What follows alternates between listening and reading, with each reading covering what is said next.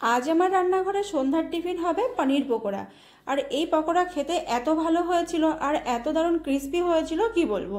তো চলুন এবার আমি পকোড়াটা বানানোর জন্য ব্যাটার রেডি করি। তার জন্য এখানে আমি দিয়েছিলাম 100 গ্রাম বেসন, দিয়েছি 2 চামচ কর্নফ্লাওয়ার, দিয়েছি লাল লঙ্কার গুঁড়ো, হলুদ গুঁড়ো আর দিয়েছি কসুরি মেথি।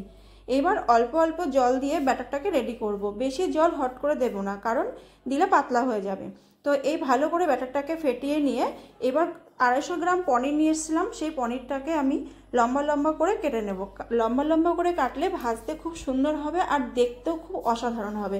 তো দেখুন ঠিক এইভাবে কেটে নেবেন। তারপর আমি কড়াইতে তেল দিয়েছি।